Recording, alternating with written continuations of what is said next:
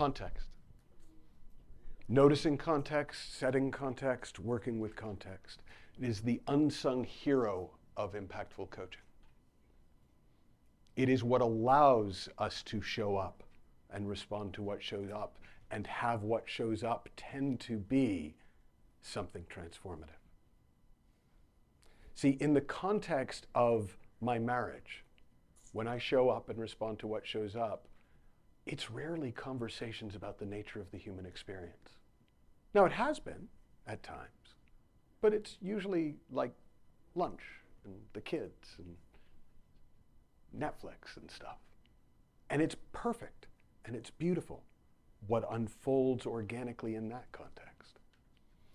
When I have a conversation in the context of parenting and I show up and respond to what shows up, it tends to be parenting stuff. If I have a conversation about DIY, in the context of DIY, what comes up tends to be practical ideas for fixing shit. The difference isn't what I do, because what I do is the same everywhere. I show up and respond to what shows up.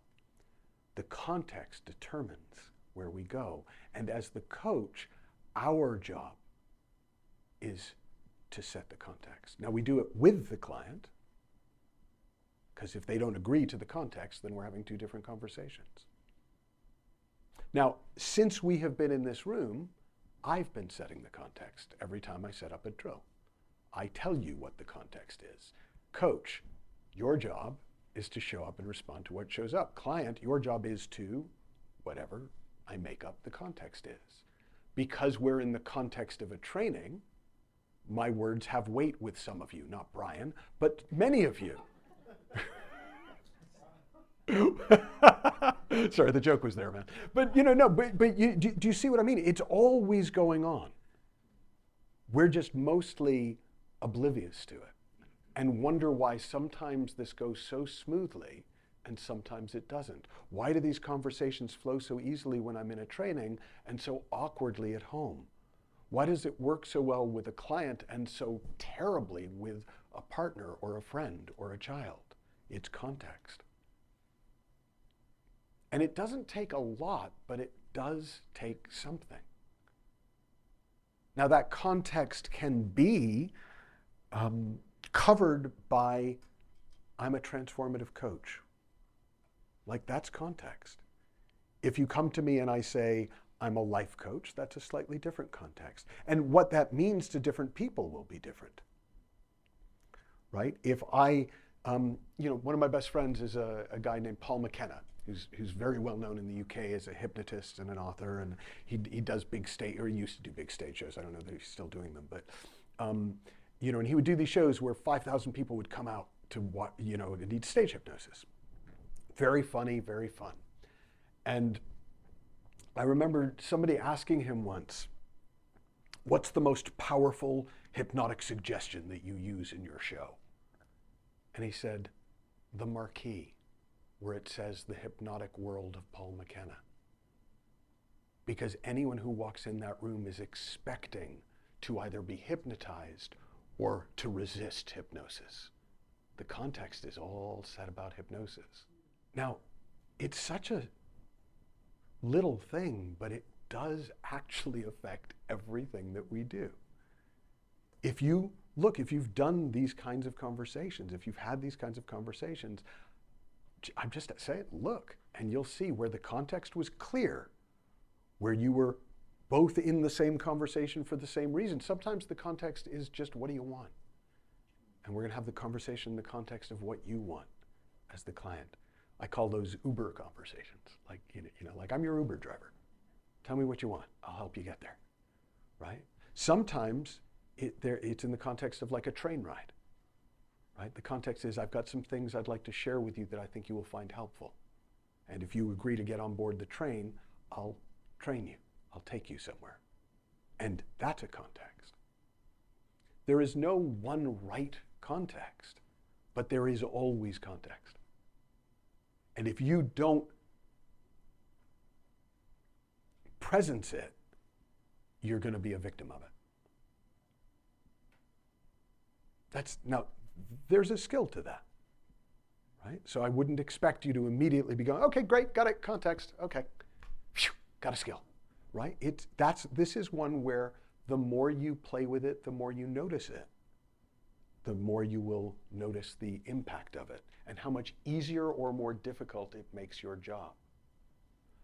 One of the biggest problems with effective sales and marketing around coaching is it sets a context that usually is a terrible context for effective coaching. Right? The things that we think we need to say in order to get clients mean that the client shows up expecting something that isn't on offer. So we're up against it from the beginning. One of the reasons that there was a time where I didn't see this, and there was a time where we did sort of as an organization hard sell a little bit, and it was a disaster. Because it turns out that so much of my leverage as a coach is to be able to say, why are you here? Right? The reason I don't have a lot of trouble with resistance is because nobody is here for any reason other than they want to be.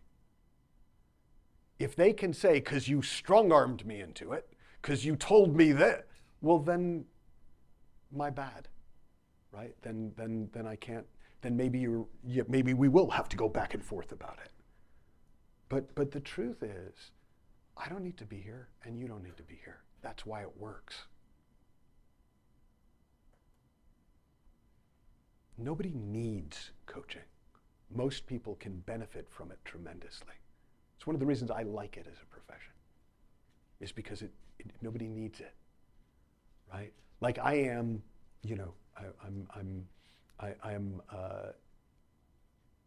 nobody's idea of a socialist. But I believe in universal healthcare, personally. And that extends to, if there are human needs, I don't want money to be an obstacle to them. So I struggled to do some of the sort of more therapeutic people in distress type work for money. Doesn't mean I won't have the conversations, but I'm not going to have them for money. That's me. I'm not saying right, wrong, good, bad, but that is for me.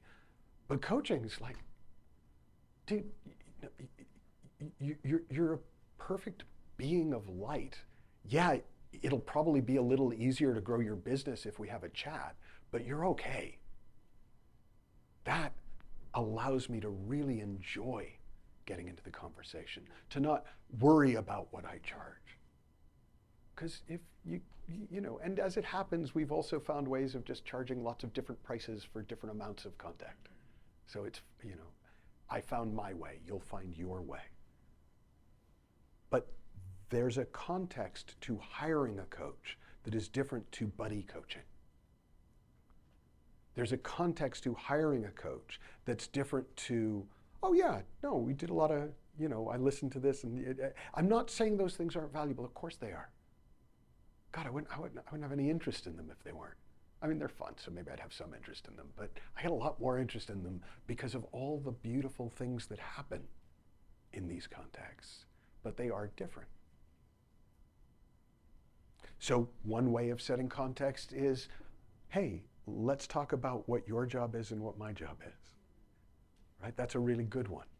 One way of setting context is, let's talk about why we're having this conversation. And I probably don't know why we're having this conversation, but you do, right? Like, I don't know, but Edwin does.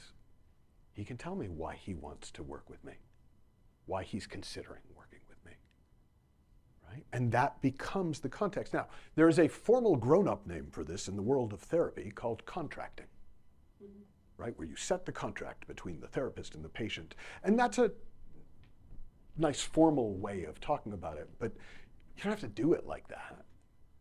But what's good about that is it does lay out, this is what we're here for, this is not what we're here for. This is the conversation we're going to be in. Rasheen, yesterday, I think it was yesterday, you said, well, how do I take, or maybe it was this morning, how do I take the conversation here? Well, one way is the way I suggested, like just do. But the other way, right, is to make that part of the context. Hey, if you want to do this, we're gonna go places that might not seem as relevant as you think. I promise you they are. We're gonna talk about some intangibles.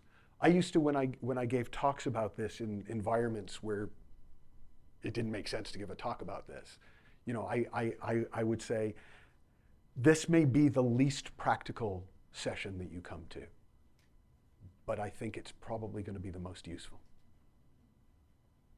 That's just context, right? The very title of the program, Coaching from the Inside Out, what's the context?